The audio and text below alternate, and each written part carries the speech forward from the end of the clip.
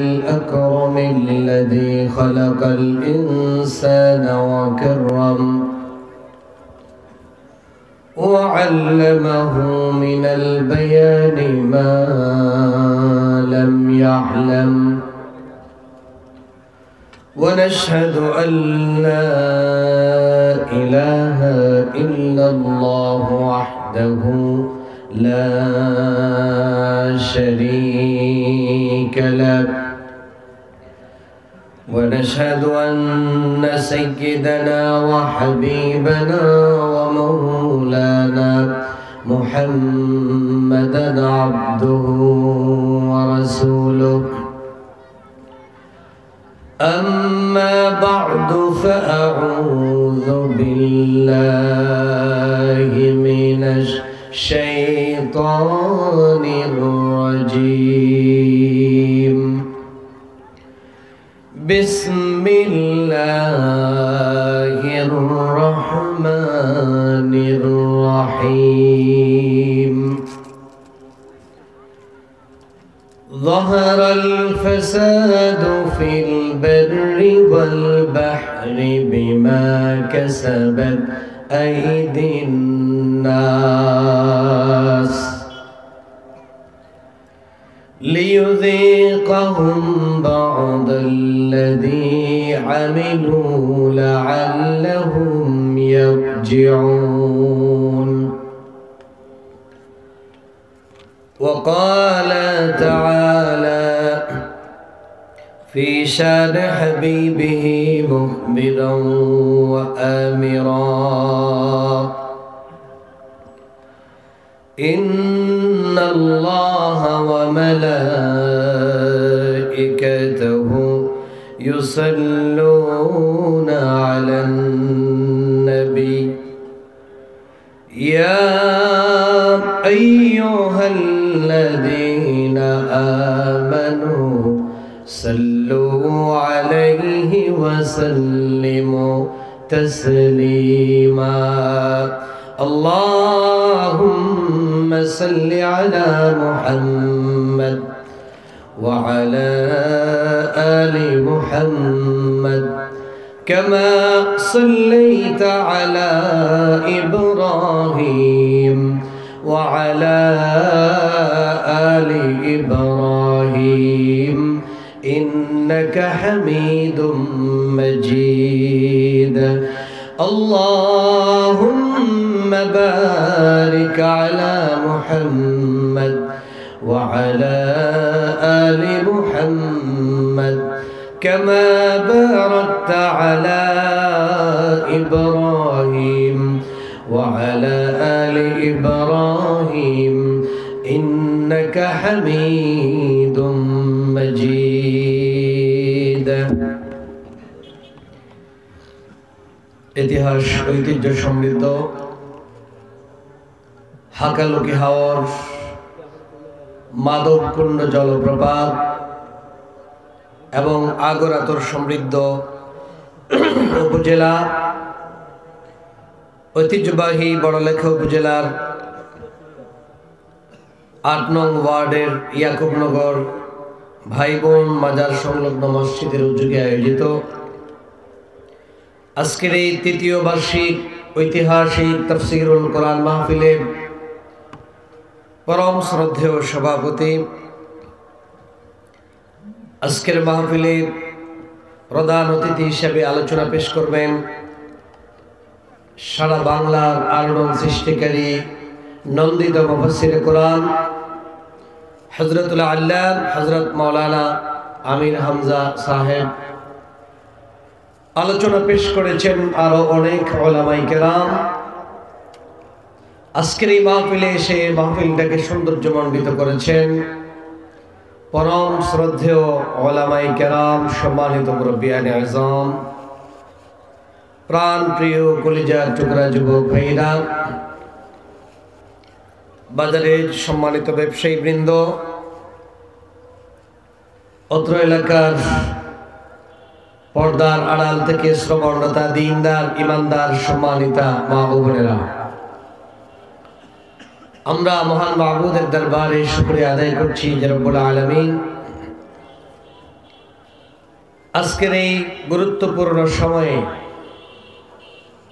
গুরুত্বপূর্ণ রাতে, জুমার রাতে আমাদের সকলকে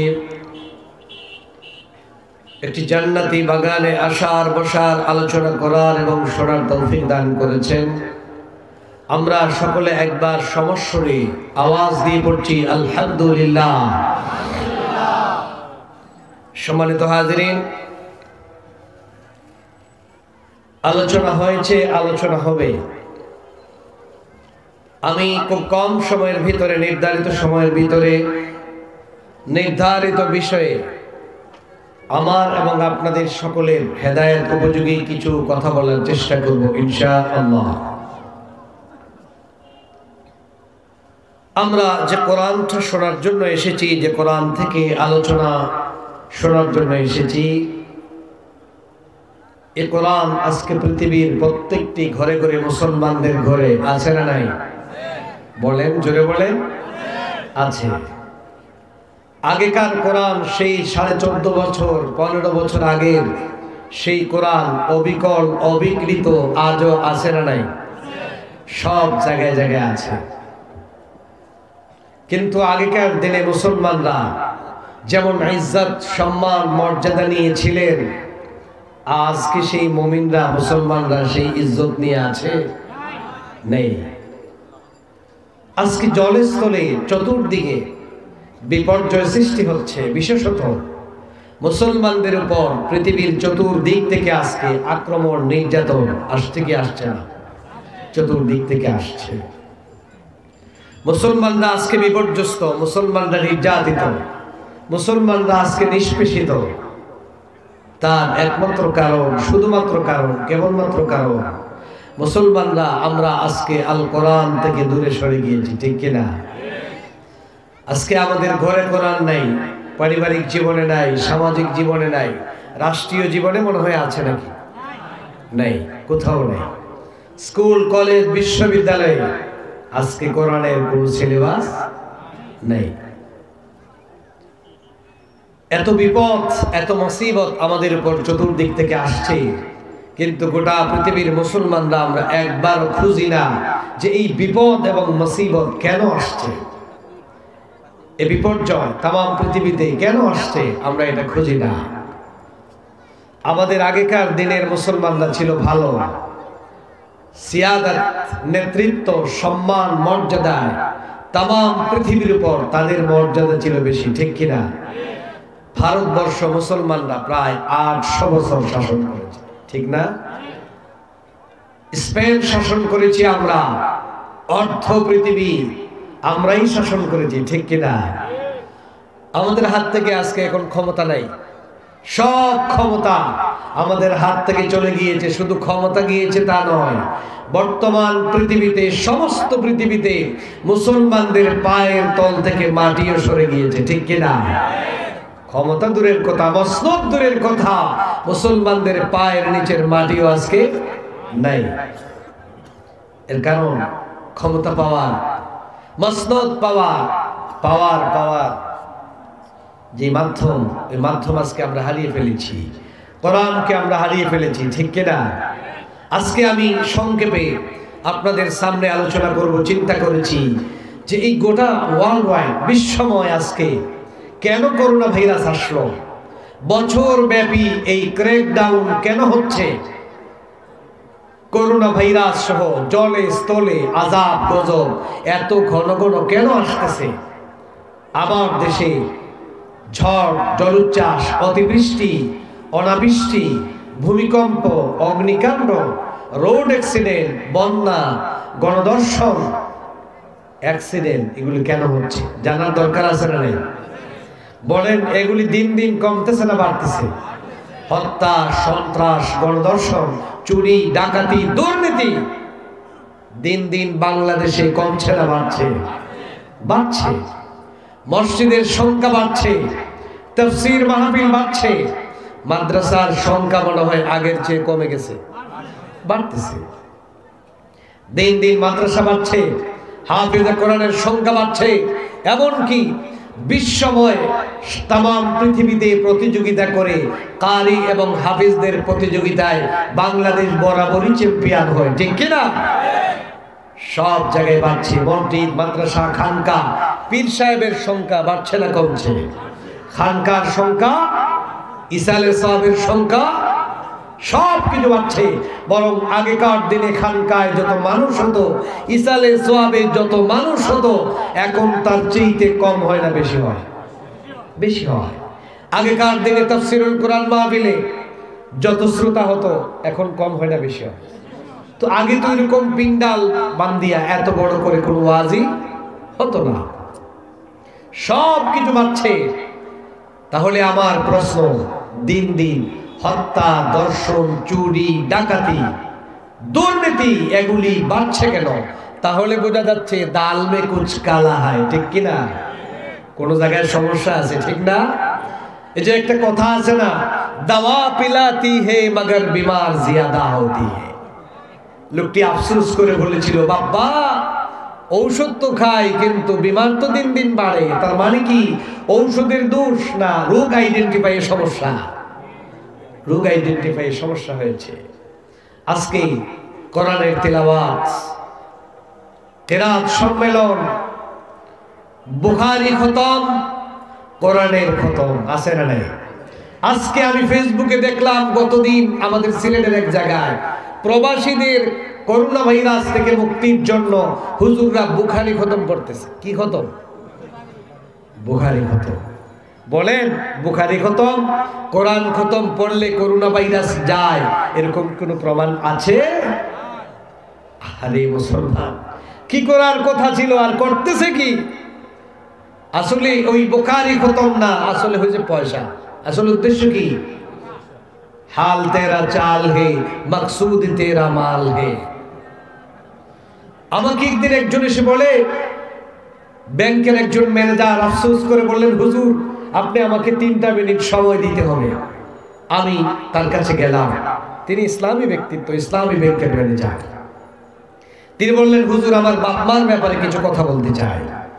তারা আমাকে বারবার বলে আমি নাকি অমুক পীর সাহেবের দোয়ার কারণে আমার এতটুকু হয়েছে।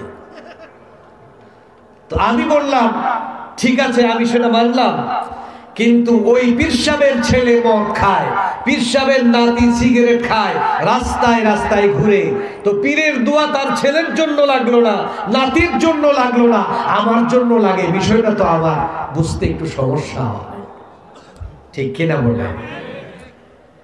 মুসলমান, কোরআন এসেছে মৃত মানুষের জন্য না জীবিত মানুষের জন্য? আরে কথা বলতে হবে। আজকে আমরা কোরআনকে মৃত মানুষের জন্য ব্যবহার করি, ঠিক কিনা? যেটাকে যে জায়গায় ব্যবহার করার কথা। আচ্ছা শোনেন, বিয়ের দিন জামাইকে আদর করে শ্বশুর বাড়ি থেকে একটা মোজাও দিয়েছে, একটা টুপি 100 টাকায় দিয়েছে, অ্যাপেক্স থেকে 5000 টাকা দিয়ে জুতা দিয়েছে। এখন জামাই যদি বলে টুপির দাম তো মাত্র 100 টাকা, জুতার দাম 6000 টাকা, তো দামিটা পায়ের নিচে থাকবে আর কম দামিটা মাথার উপর থাকবে, তা তো হয় না। সে যদি জুতাটাকে মাথার উপর দিয়ে দেয় আর টুপিকে পায়ে দেয়, বলেন তার বিয়ে ঠিকবে না বিয়ে ভাঙবে? তাকে শ্বশুর বাড়ির লোক ভালো বলবে না পাগল বলবে? আজকে কোরআন এসেছে জীবিত মানুষের জন্য। কোরআন আল্লাহ দিয়েছেন মানুষ কিভাবে তার জন্ম থেকে মৃত্যু পর্যন্ত কিভাবে পরিচালনা করবে, এই জন্য, ঠিক কিনা? কিন্তু আমরা কখন লাগাই?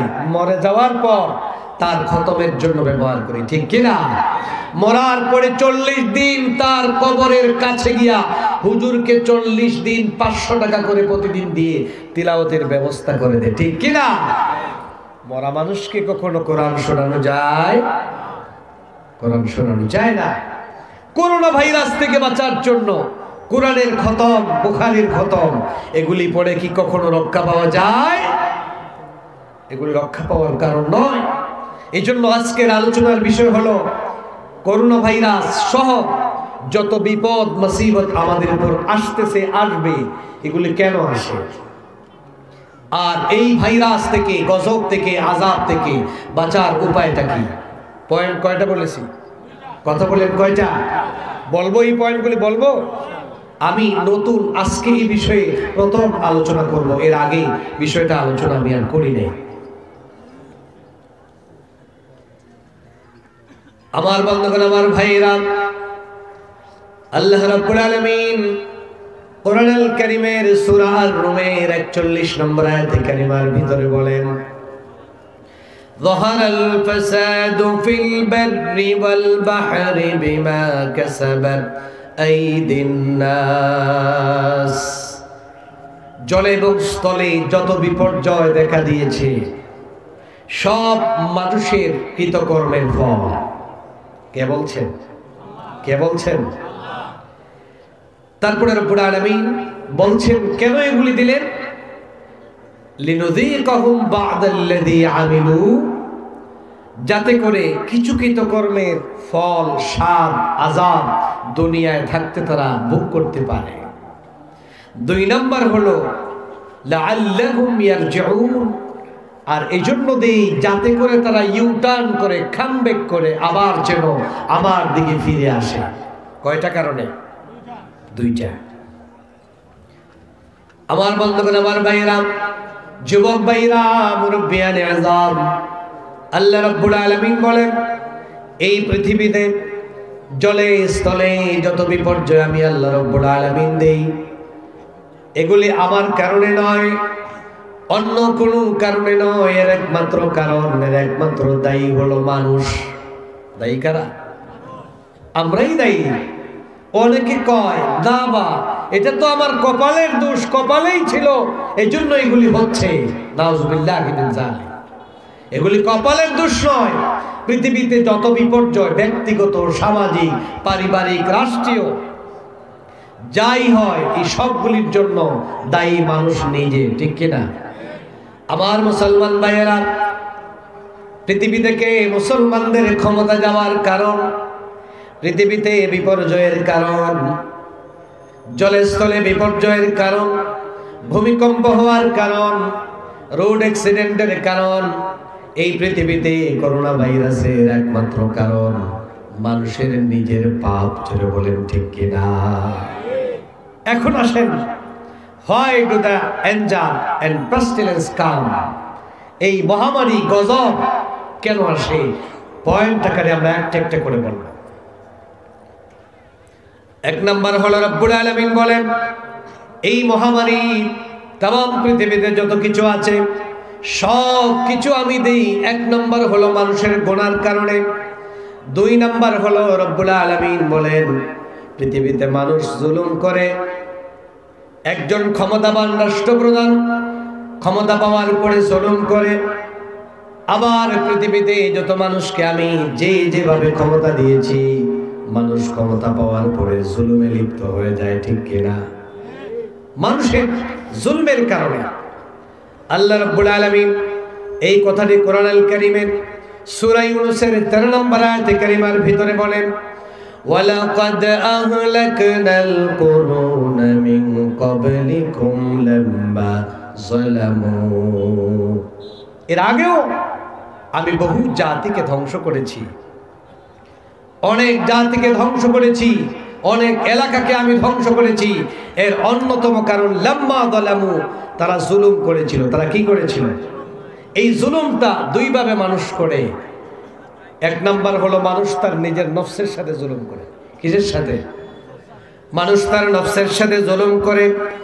2 নাম্বার হলো ক্ষমতা পাওয়ার পরে মানুষ ক্ষমতার অপব্যবহার করে। ঠিক কিনা?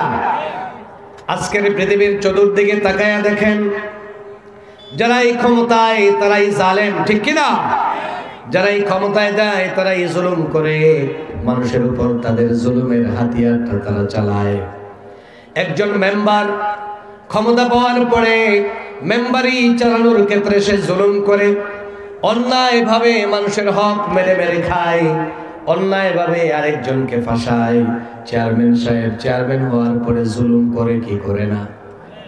একজন এমপি সাহেব, একজন উপজেলা চেয়ারম্যান হওয়ার পরে জুলুম আছে না নাই? জুলুম করে। এমপি সাহেব জুলুম করেন।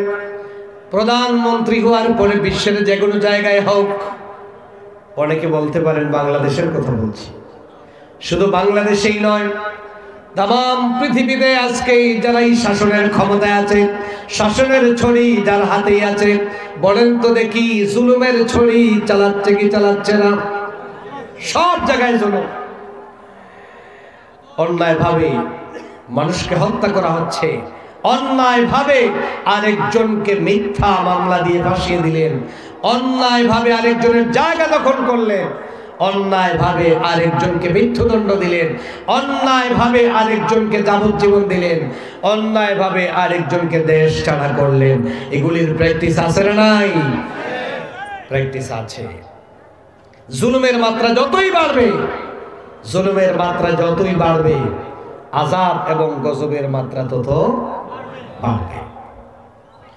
আল্লাহ রাব্বুল আলামিন বলেন, এই সমস্ত আযাব এবং গজবের অন্যতম কারণ আল্লাহ বলেন, শুধুমাত্র তোমাদেরকে আমি এটা দিচ্ছি তা নয়, এর আগে আমি বহু জাতিকে এরকম ধ্বংস করেছি। তার একমাত্র কারণ, শুধুমাত্র কারণ, তারা ছিল জালেম। তারা কি ছিল?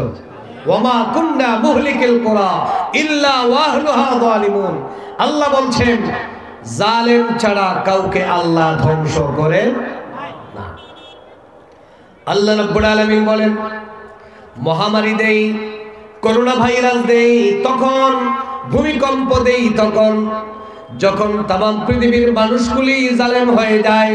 রাষ্ট্র ক্ষমতা যার হাতে আছে, বিভিন্ন ক্ষেত্রে ক্ষমতা যাদের হাতে আছে, ওই মানুষগুলি যখন জালেম হয়ে যায়, আল্লাহ বলেন তখন আমার গজব আর আযাব হওয়াটা বাধ্যতামূলক হয়ে যায়। তখন আমি আবার গজব দিয়ে দিই। ওয়া কুন্না মুহলিকিল কুরা ইল্লা ওয়া আহলুহা যালিমুন। আল্লাহ রাব্বুল আলামিন বলেন, আমি এমনি কোন নির্দোষ মানুষকে ধ্বংস করে দেই না। অন্যান্য জাতি, নূহ আলাইহিস সালামের জাতিকে তখনই ধ্বংস করেছি যখন ইসলামের ঝান্ডাবাহীদের উপর তারা খড়গস্ত হয়েছে, ঠিক কিনা? যত নবী রাসূলদের জামানায় আযাব এবং গজব এসেছে, সব এসেছে যখনই ইসলামের পক্ষে যারাই কথা বলেছে তাদের বিরুদ্ধে, যখনই তারা তাদের জুলমের ছড়ি চালিয়েছে, যখনই তারা তাদের বিরুদ্ধে অ্যাকশনে গিয়েছে, তখন আল্লাহ তাদের বিরুদ্ধে বিভিন্ন সময় ধ্বংসের জন্য গজব পাঠিয়েছেন, ঠিক কিনা?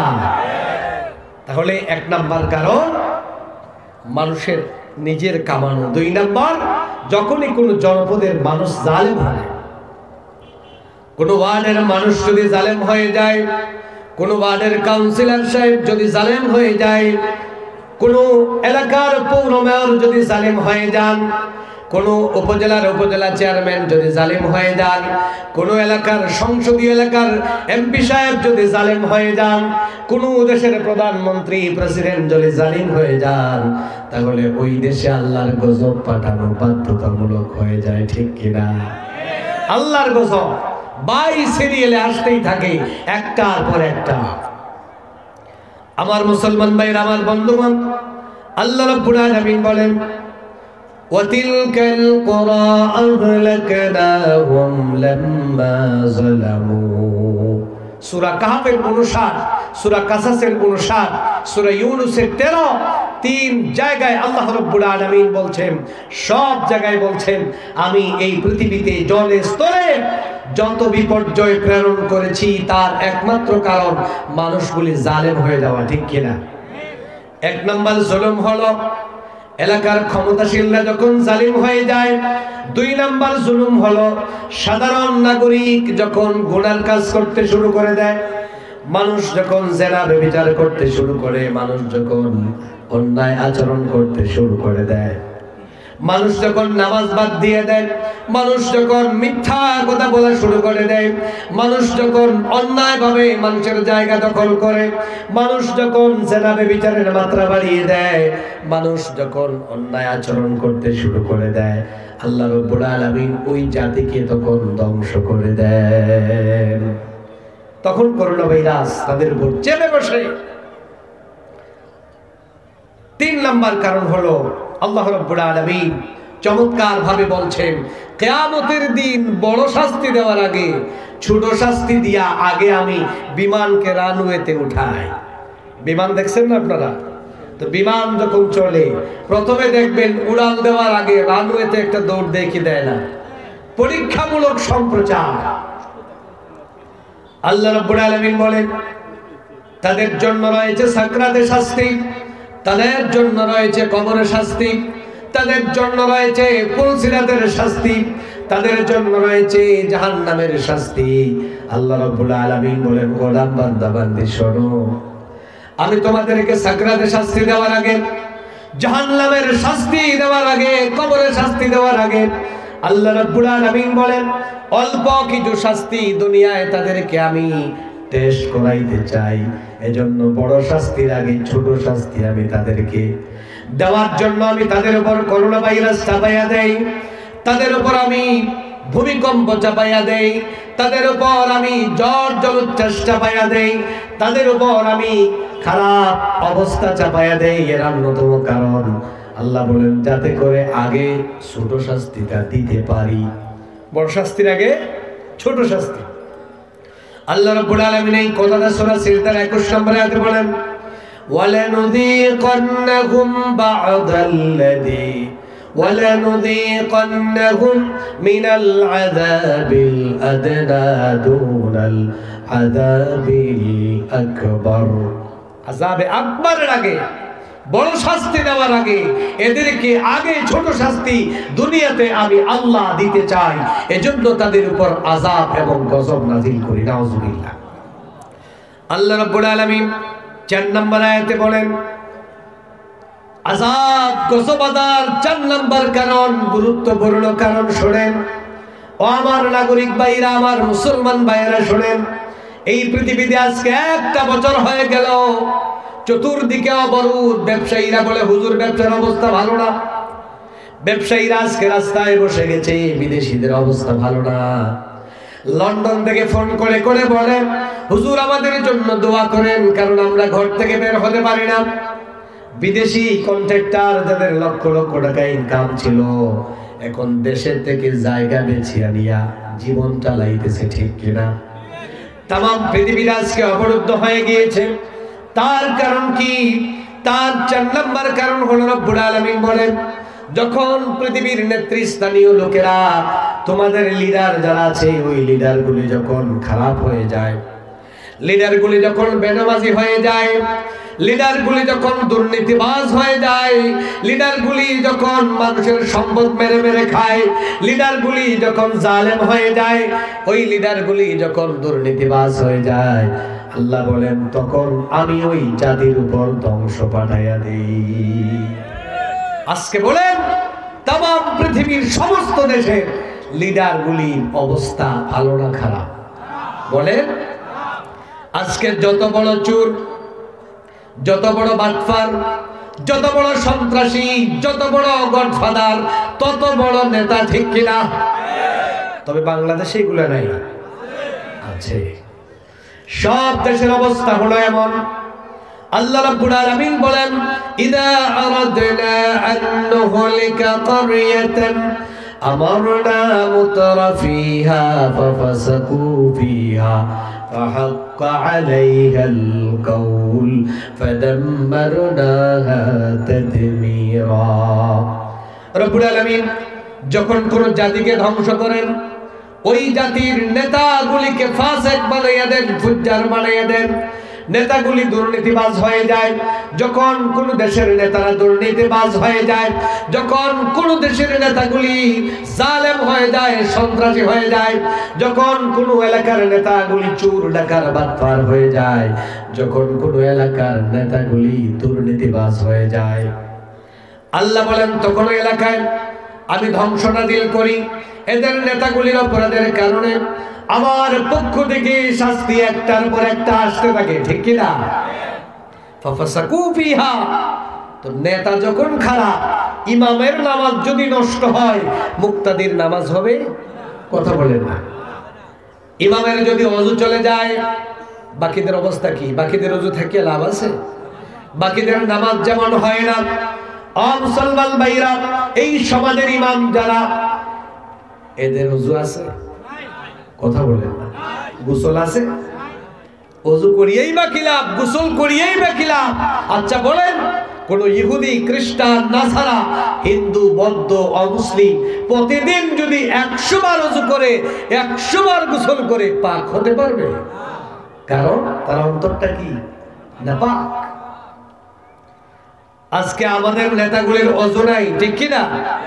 অনেক সমাজের নেতা আছেন, তাম পৃথিবীর মোড়লদের কথা বলছি, যারা আমাদেরকে ডমিনেট করে, যারা আমাদেরকে চালায়, তাম পৃথিবী যারা নিয়ন্ত্রণ করে, ইউনাইটেড নেশন, জাতিসংঘকে যারা চালায়, বলেন ওই নেতাগুলি ভালো না খারাপ? প্রত্যেকটা চোর বসে আছে, ঠিক কিনা? এজন্য রব্বুল আলামিন ধরছেন মূল জায়গা থেকেই শুরু করেছেন, ঠিক কিনা?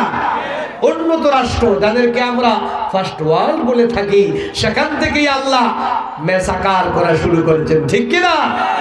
একটা করোনা ভাইরাস দিয়েছেন, সামান্য একটা ভাইরাস, ওটা দিয়ে তাম পৃথিবী তামা তামা করে দিয়েছেন, ঠিক কিনা? হুশ খুঁজে পায় না, কেমন করে ওইটার থেকে বাঁচা যায় তার কোনো পরিত্রাণ খুঁজে পাচ্ছে না। মুসলমান ভাইরা, 4 নাম্বার কারণ হলো একটা জাতি তখন ধ্বংস হয়ে যায় যখন ওই জাতির নেতাগুলি খারাপ হয়ে যায়, ঠিক কিনা? তাহলে ওই জাতিগুলিকে বাঁচাতে হলে নেতা যাদেরকে নির্বাচন করবেন এরা ভালো হবে না খারাপ হবে? ভালো মানুষগুলিকে নেতা বানাতে হবে।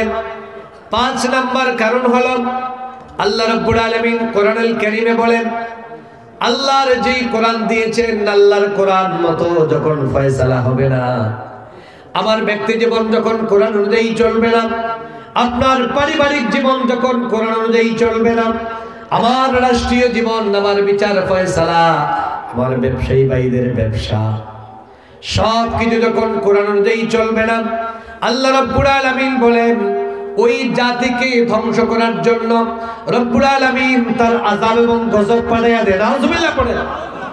আচ্ছা বলেন, আজকের পৃথিবী যে চলছে, ইউনাইটেড নেশন থেকে শুরু করে তাম পৃথিবীর যত দেশ চলছে কোরআনের আইনে চলে? কথা বলেন। আজকে মুসলমান দেশেও কোরআনের আইন নাই, কোথাও আজকে কোরআনের আইন পাওয়া যায় না।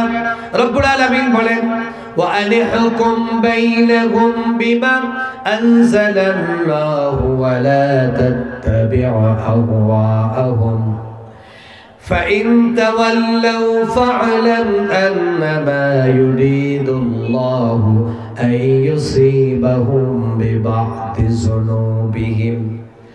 আল্লাহ রাব্বুল আলামিন তার হাবিবকে বলেন, আমার হাবিব तमाम পৃথিবীর সমস্ত আমার গোলাম বান্দা বান্দীদেরকে জানায়া দাও এবং তাদের কাছে আপনি কোরআন অনুযায়ী ফয়সালা করেন। বিচার ফয়সালা করব কোন কিতাব দিয়া? বলেন না, সব কিছু চালাবো কোন কিতাব? কনস্টিটিউশন হচ্ছে আল কোরআন, ঠিক কি না? আল্লাহ রাব্বুল আলামিন বলেন, আমি একটা কনস্টিটিউশন দিয়েছি, একটা সংবিধান তোমাদেরকে দিলাম, ওই সংবিধানের নাম হলো কোরআন। এই কোরআন অনুযায়ী তোমরা তোমাদের সব কিছু চালাইবা। এখন বলবা, হুজুর কোরআনের কথা, ব্যক্তি জীবন কি কোরআনে আছে? পারিবারিক চালানোর পদ্ধতি কি কোরআনে আছে? বলেন আছে? আছে।